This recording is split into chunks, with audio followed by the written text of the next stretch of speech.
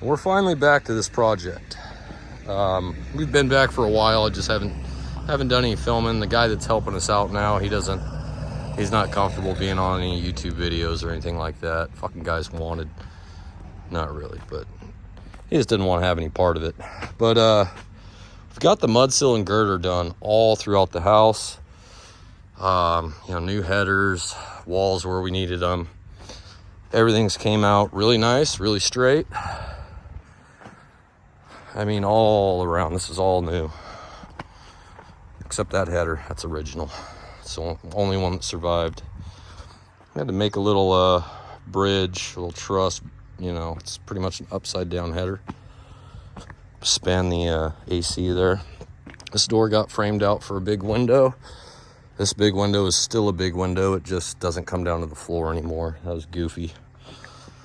Surprisingly, the worst weather side, we usually get storms coming in from the west, either southwest, northwest, or just west.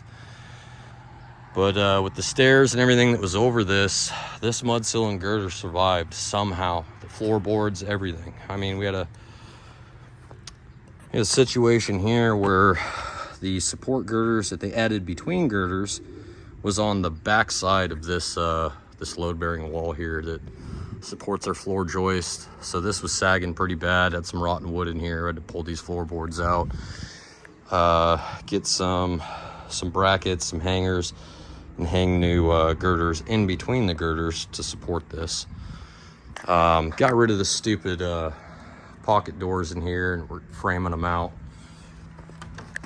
for the standard doors. So we got some good meat in there, some 4x6s. We've got timber locks going through both sides. Another 4x6 there, and then I think we're putting one over in this corner. But we need to replace these 8 joists here. They're sagging real bad because of that pony wall up there. The old cement tile roof that it wasn't meant for sagged real bad on that. Just transmitted all the weight down to this section of the floor joist and really sagged these ones bad. So these ones are getting replaced. Got some nice kiln dried stuff in there, as well as 11 rafters on the top that are sagged just out of control.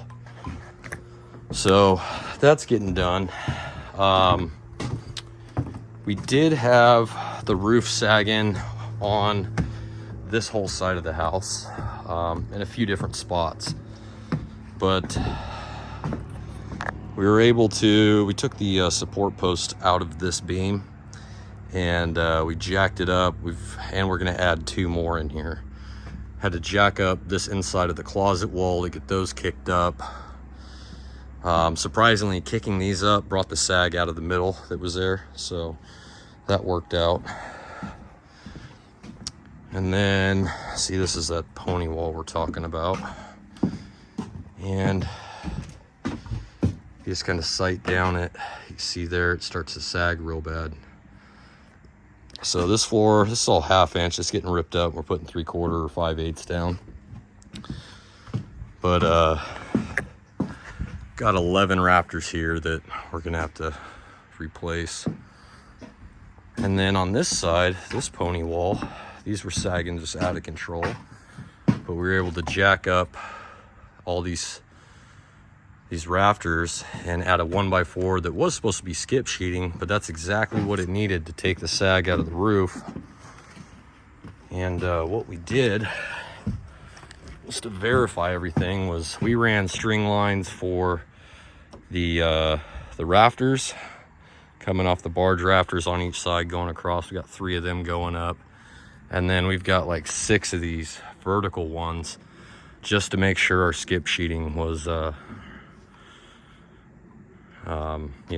within tolerance. We talked to our guy that's doing our metal roof for us.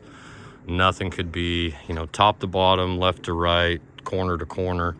Nothing can be more than a 1/2 inch out of plane. And we've got everything pretty damn close. Right here it looks like the rafters are a 1/4 inch sagging, but the skip sheeting is actually right where it needs to be. Had to replace one rafter there that was just rotted on the ends. But so we got this roof pretty damn flat, well within tolerance of what a roofer wanted, so that's all good. And a lot of it, all this, you know, all this shit, oh, you can see how much we had to jack it up there to get it to the height. But all this whole area in here was just storage. It was open storage. And then, you know, sometime in the past, they came back in here, had a guy come in and frame stuff out. There was a, you know, kitchenette in here, bathroom in there. But when they built these walls and everything, they locked the sag into it.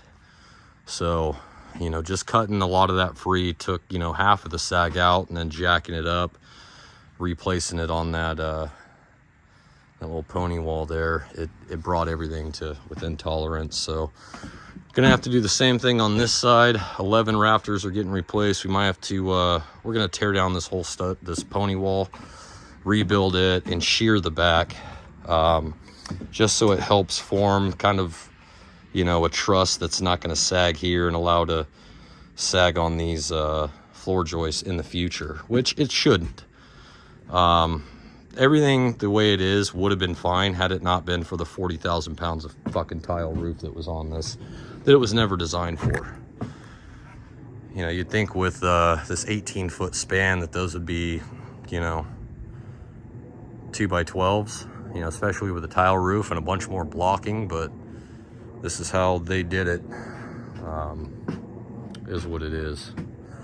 Here's another spot. All this shit just kind of locked the sag in, had to cut everything free. So now that everything was cut free and it's to the height, we need to go back in and shoot these back off to the rafters, kind of help support those, even though it shouldn't need it with the tile roof. When we got to see that the roof was, you know, so far out of plane and not going to work for the standing metal seam guy, we contemplated just scrapping that idea and going to a comp roof. But the comp roof is heavier at the end of the day, so getting it right and then sticking with the standing metal seam, which is lighter, you know, over time I think will be a better call. Comp roof, 20-30 years, then you got to redo it. Metal roof, as long as it's done right, it'll last longer in this fucking house. So I think we're all good there. As you can see, we completely gutted except that little piece of sheetrock. I don't know why, I don't know how that one escaped us.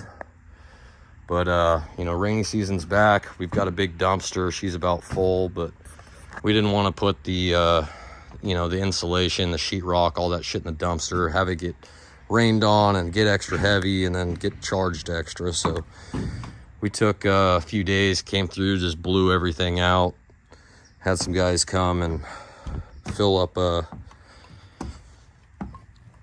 dump trailer. I think they took out 8 loads. This place looked like the Gaza's fucking Strip, you know, about a month ago. It looked like the building had collapsed. There's just so much shit. Take a look at that. Doesn't that look much better than what was there before? I can get a nice wood mantelpiece, and you know, I'm gonna sheetrock that out, hang a painting, hang a TV, whatever. That rock that went all the way up, just, I didn't like it. But we had to take all that shit out to get to the framing behind it. And then thinking ahead, you know, we painted a piece of the shear or sheeting with some Kills or Zinsner oil-based, you know, really good exterior stuff, prevents mold, all that crap. So we put that on, had to nail it off to this header, then slide the header in because there's no way to nail it off afterwards. Then you know, we got our kickers in here, little trimmers, and screwed them in. We screwed the bottom plate to the wood, and before we sucked it in, we'd put liquid nail behind everything. So this is nice and solid.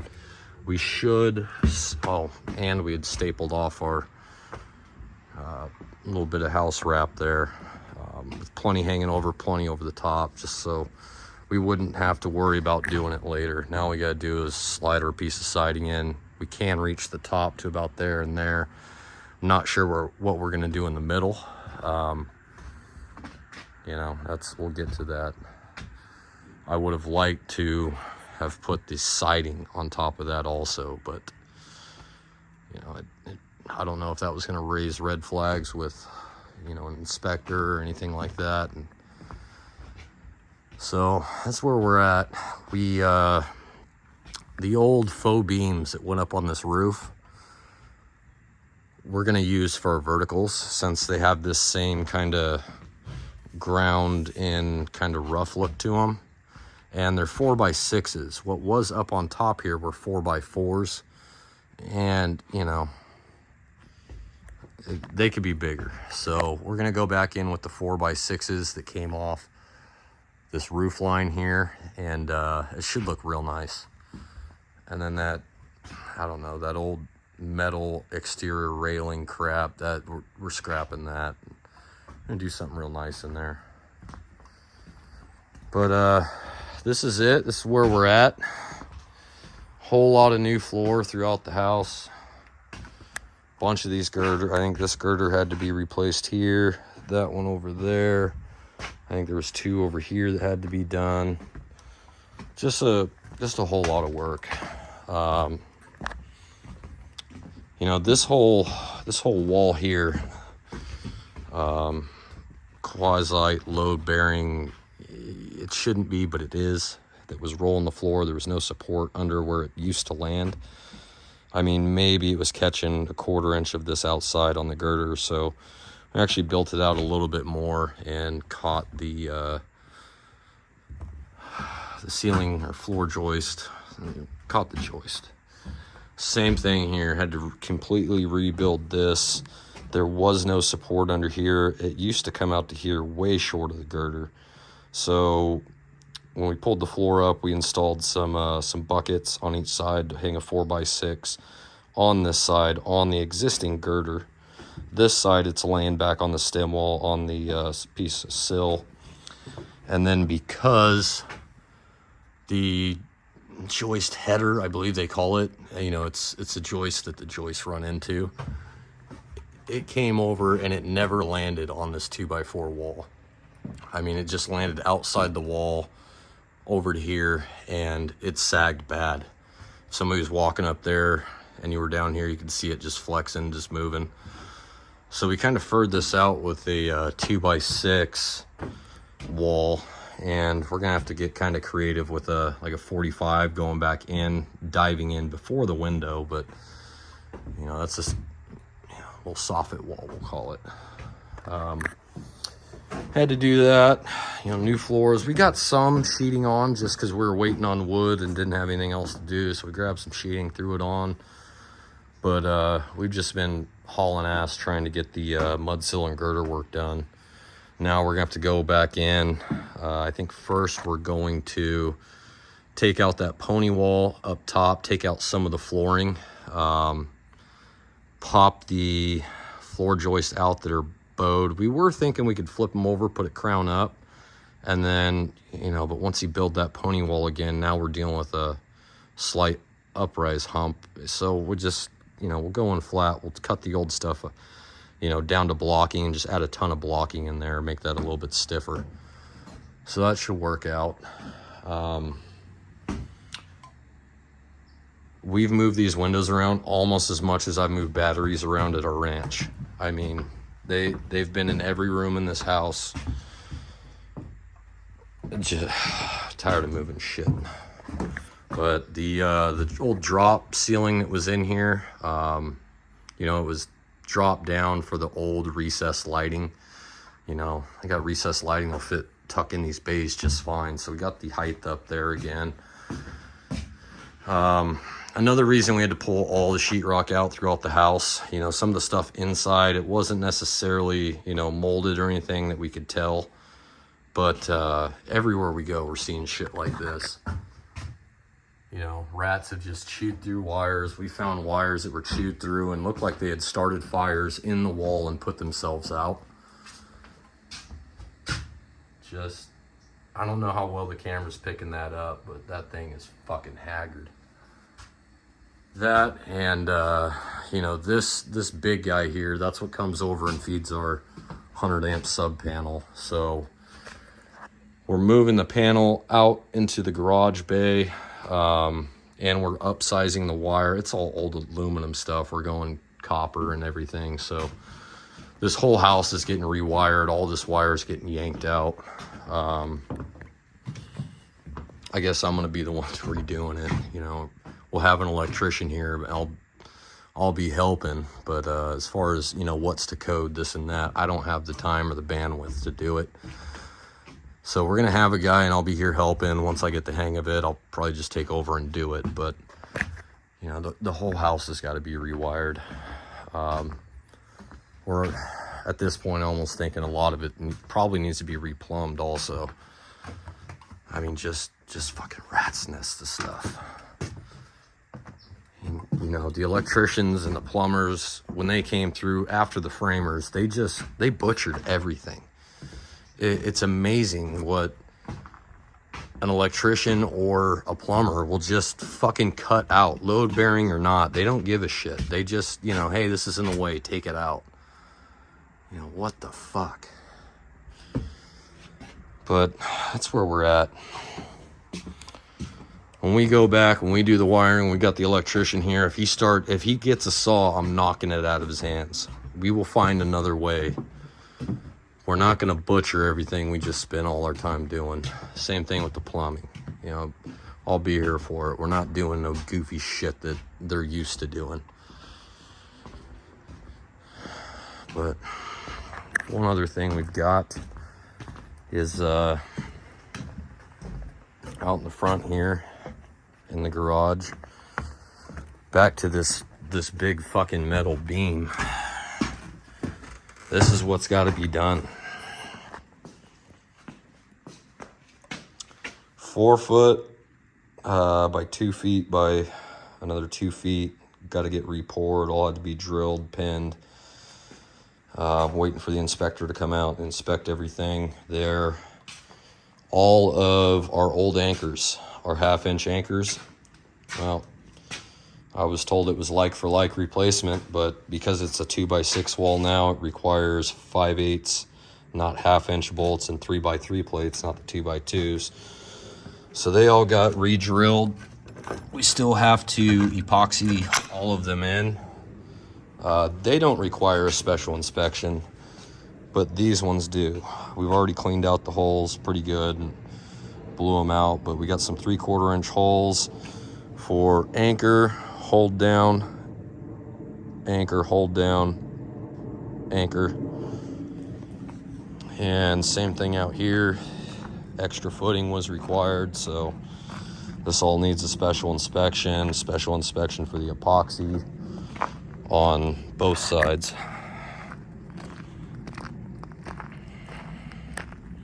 So if you're in the Sacramento area and you need some real good concrete work done, I believe it's, I'll have to look. I'm not gonna, I believe it's hardway concrete, I believe. It's family, but he does good work. So, but that's, again, all of this is to support some 6x6s and 4x6s for the kings and trimmers for this 500-pound, you know, fucking header there that's going to support this 1,000-pound beam, you know, in the back and in the front. So that's what's with the concrete. Why did we have to do this? Why did we have to cut the stem wall back and do all this goofy shit? Well, if you go back and look in some of the pictures, the corners of the concrete were broke off. That's right where our trimmers were going to sit. So, you know, I had pinned in to the existing stem wall, made a little form, and just poured in there to bring it back to square and flush you know, I thought it'd probably be fine, but we sent some pictures to the engineer, and he said, well, you know, it's not looking good, so cut it all out and replace it. So that's where we're at. But there's no end to this job. Every time we think we're winning, you know, you turn a corner and there's, you know, another problem we didn't foresee, haven't noticed, and, you know, now have to address. But I think all in all, we're doing pretty good. It's still just me, mechanic, you know. I'm fairly intelligent, but I don't know construction that well. But the guy we got helping us out now, he's a little bit younger than me. I think he's a few years younger than me. I didn't believe he'd be able to take on this project himself. I just didn't, you know, young guy, I didn't think he knew enough. But I knew he knew a world more than I do about this stuff. But figured, you know, we still need a licensed contractor. Just, you know, everything that we do, it's labor, it's materials, it's just a lot of work. You know, I don't want to do things that are not going to pass inspection, that are not the traditional way of doing things, and then have to come back and do it again. You know, not on my dime, not on somebody else's dime. So, you know, I really wanted a licensed contractor to come help us out. And the guy we got helping us, he's good enough, I think. We did hire another a licensed contractor to come out for a couple weeks just to make sure that what we have done so far is up to par, and he didn't see anything that, you know, would necessarily fail or, you know, raise any red flags anywhere. So I think we're doing pretty good. Finally got the mess cleaned up around. That's my junk saver pile. But you wouldn't know it, but this morning this place looked like, you know, the Gaza Strip. Fucking West Bank. It was tore back. We just had, you know, all our junk wood and shit that we had, you know, just kind of laying out. Finally got the neighbor back to help do our cleanup work. So spent all day cleaning up, getting ready for the inspectors to show up, you know, put on a good show for them. And I think we'll be all right. Don't know what else to put in this video here. Gotta get rid of a bunch of concrete, and we'll end up getting the rest of these bricks and stuff picked up. I think tomorrow I got to bring a rock bucket in, get rid of all this. Just make a nice sand pathway over there for the inspector. Don't want to piss anybody off tripping over bricks. So get that done. It's starting to rain. Not too worried about the inside of the house getting wet. Where we, you know, upstairs on that apartment room and in the bonus room, you know, everything in the second story still has the what do you call that stuff? It's not subfloor, it's like the MDF they put on top of the subfloor. You know, this stuff here and all this it's all been wet. It's all got to get replaced. So right now it's kind of the sacrificial layer. Upstairs, all the flooring's getting swapped out for 5/8 flooring at least, because it's all 1/2 inch, and, you know, in between 16-inch bays you get 2-ton Tanya up there. She's coming down. So that's all getting changed. Not worry about floors getting wet. We still got to go up and clean all the you know, tops of the top plates that still have a ton of bat guano and shit just caked on them, and we got to go through, you know, vacuum all that shit out, get it as sanitary as we can. Then we have some sort of special solution, some spray that's showing up. You mix it up with water and spray it on this guano, and it's supposed to break it down and eliminate the odor of it. We're kind of worried that, you know, once we get a roof on here and get our siding and everything on, that's going to kind of lock the stink in before we put sheetrock in. And Definitely don't want to do that. This room up here was the worst. All sheetrock. Before we did any demo, any work, you walk in the house and, you know, it's a little musky. It's old. You know, the lady and her husband smoked in here forever, so it was, you know, it smelled old and a little dirty. But if you got close to that door, you could start smelling funk. You open that door and it just fucking hits you in the face. And so that was the worst room. That room's getting completely douched down with the stuff. It's getting scrubbed. You know, the apartment up there had, or not the apartment, the bonus room had a ton of stuff in it. It just didn't smell the way that this room did. But either way, all the rafters getting kind of soaked, not scrubbed, but they're getting washed probably a few times with this, you know, enzyme crap, whatever it is. Try to keep that smell out. You know, half the rafters up there are getting replaced, I imagine, with the shape of the siding on the outside and what we've seen so far, that, you know, probably 80% of the stud walls are getting replaced with new wood. So not really a big deal, you know. And it getting wet right now, you know, I guess it is what it is. But if anything, it's helping wash some of that guano out. But on the other side, it's turning the guano into mud and probably soaking more into the wood. So I don't know. We'll see. We'll see how that turns out. At the end of the day, I still, you know, I'm probably wrong. You know, I don't know what the cost of all this shit is, but I'm still thinking we would have been better off to leave one wall standing and demo the whole damn thing and start over. Probably would have been a little bit further along. I don't know what it would have done to the budget of this place, but pocket doors are just getting ruined. You know, that's where we're at, folks.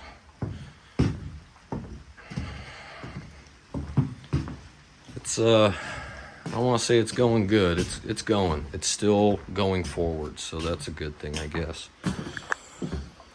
But that's it for now. We'll be back, I don't know, when we do something interesting, I guess. That's it.